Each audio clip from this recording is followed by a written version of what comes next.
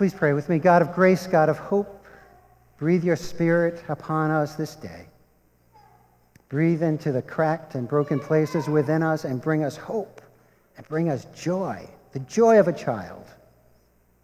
May we experience that this day through the power of your Spirit. Amen. So Isaiah begins with these words, Ho! That is so much fun. Ho! Now the word ho in Hebrew here is specifically used. It was used at a funeral service, as if to cry out in anguish, wake up, come alive. Ho was used at times when people were slumbering in their spirit, when they were dead in their spirit. The word ho was used to awaken people from death to life, from despair to hope. Hope. Would you say that with me? Oh, very good. Yeah. Hope. Everyone who thirsts, come to the waters. And you that have no money, come buy and eat. Come buy wine and milk without money and without price. Why do you spend your money for that which is not bread, and your labor for that which does not satisfy? The passage asks the question, how do we each spend our time? Whether we're working or retired, whether we are raising kids or our kids are out of the home and we are raising grandchildren. Whatever the course of our life at any given moment, how do you and I spend our time?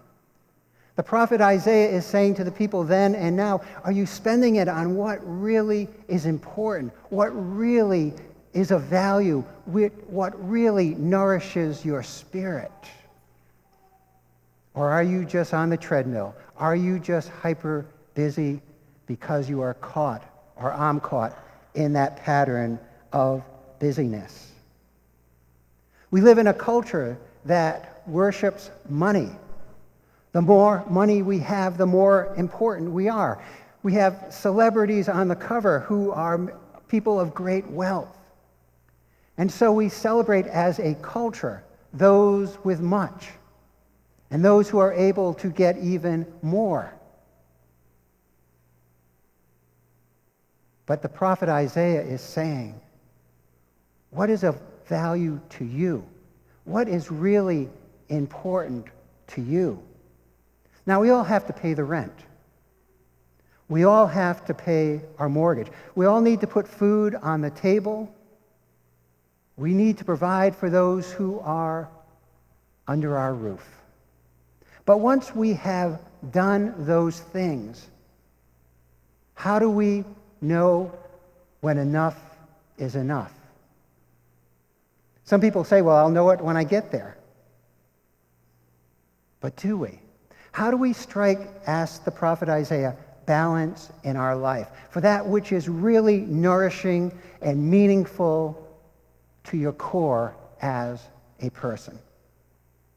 We know we live in a busy culture, right? Get on 128, sit in Route 1, right? It's a very busy culture. People going from place to place or just waiting in traffic to get from point A to point B. But Isaiah is saying, how do we place and use our time for that which we really value? Wayne Mueller, who is the author of the book Sabbath that many of us are reading at the beach or in our garden this summer, says this: the problem is not that we work too much. The problem is we are working in the wrong currency. Let me say that again. The problem isn't that we work too much. The problem, he says, is we are working in the wrong currency. What if we expand, he says, our definition of wealth to include those things that only grow with time? He is saying, what if we don't put so much value, once we've paid the rent and put food on the table, what if we don't spend so much value on the amount of wealth, material wealth, or financial wealth. But what if we place equal value on the use of our time for that which is important to us? You ever feel like your life is out of balance? I mean, I know, particularly raising kids, when Trish and I were doing that, our life could feel out of balance all the time. So back to this awesome chair, which, by the way, is available after worship to take home. It's had a nice life at the Harrops, but Karen and Sarah, it could be yours. So, when we were raising our kids, but maybe a little younger than Maisie and Magnolia sitting at the table. So Lindsay was probably about 4, so quite a bit younger than you guys. And I came home, and I'd been working a lot of hours, trying to make my mark as a new pastor, trying to learn the ropes, trying to learn how to manage this busy church. I'm just kind of starting out in ministry. So when I came home, I just wanted to read the sports page. I love sports. It's all I wanted to do. Just come home, give me a half an hour. So I'm sitting there reading the sports page, and Lindsay is 4, and she wants to talk to me about something. But I'm busy. I need some me time. I need to veg out and read the paper. So I'm reading the paper, and Lindsay, at age 4, sitting in this chair, climbs up onto my legs, grabs the paper, does this with it, throws it to the side, grabs my face in her little hands, and she said, "Daddy, can you see me? Daddy, can you see me?"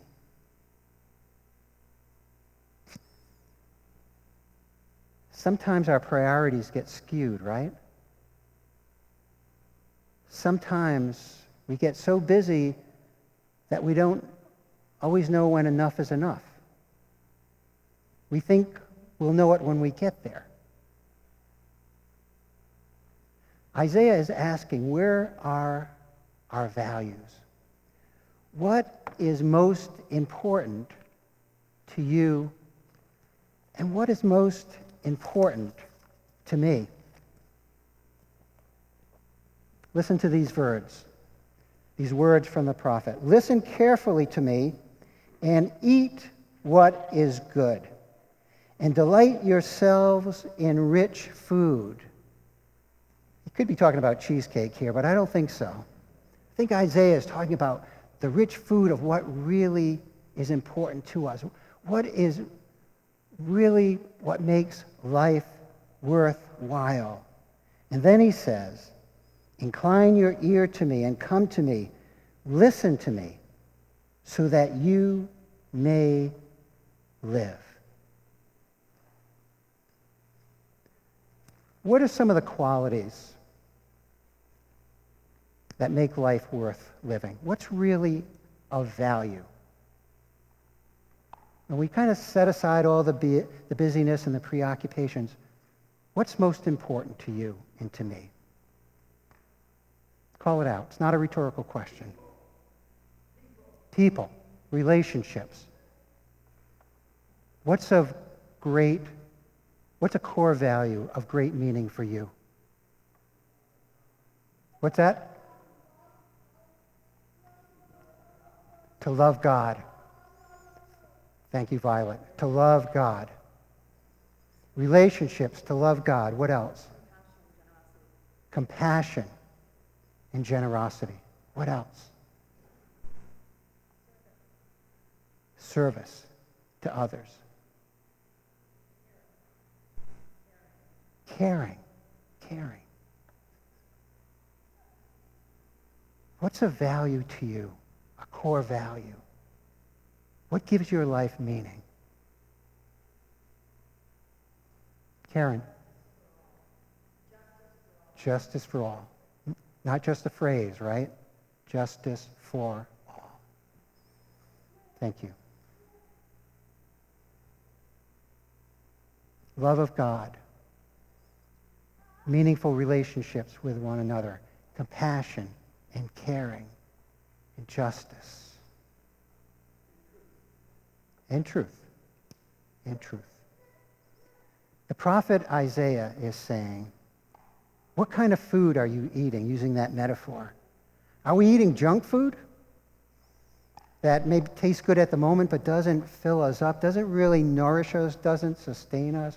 Or are our lives guided by what we really value? My daughter at age four was reminding me of what was really important. Daddy, do you see me? Will you spend time with me? Are you making time with me? And I can tell you, Tricia Short could tell you, that when I was starting out professionally, my life got out of balance a lot. And as I got older, a little bit wiser, I kind of, with some very strong nudging from my wife, I learned how to be a little bit more balanced, to focus on what is really important. Sabbath is about carving out time to be with God and to nurture and nourish that which is of meaning to us, that which gives us value. And when we got to pay the rent, so I'm not taking anything away from that. And some of us have to work a couple of jobs just to make ends meet. That's the reality. But how do we spend time nurturing and cultivating those values that can only come with time, that can't be monetized? How do you monetize spending time with a 4-year-old sitting on that beautiful chair? Did I mention that's available after worship? How do we monetize that time with a child? It's priceless, right? It's priceless.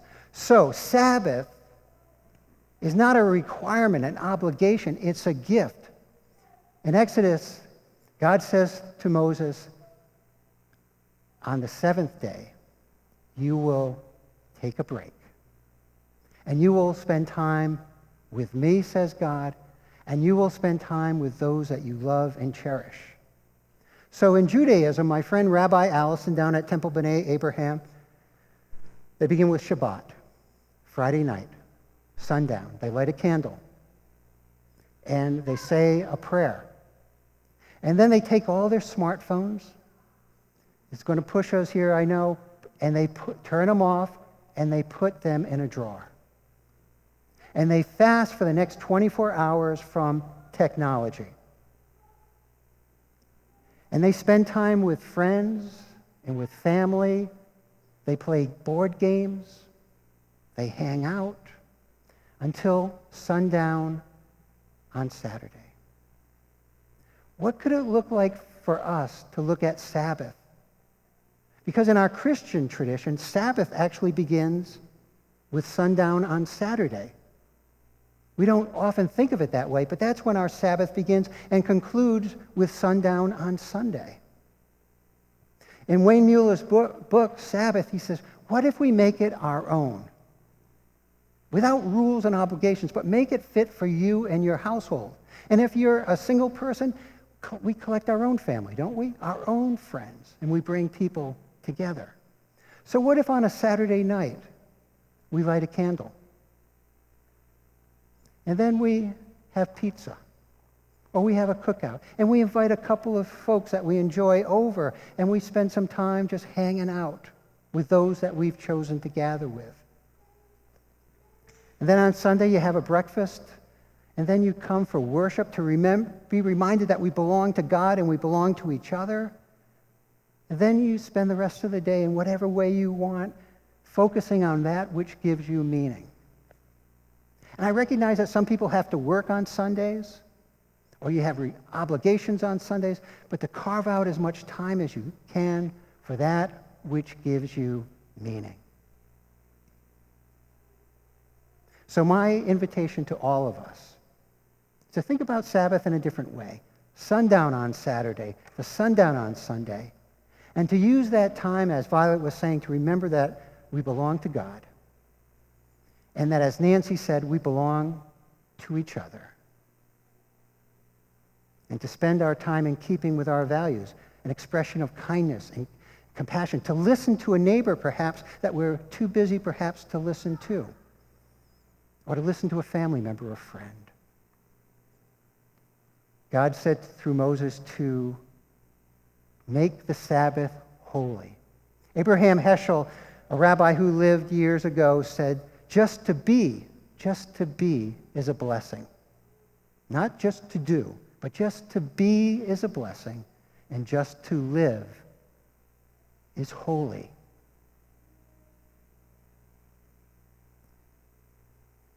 Yesterday, I was leading a contemplative paddle on a lake. I can't pronounce its name. It's like Lake in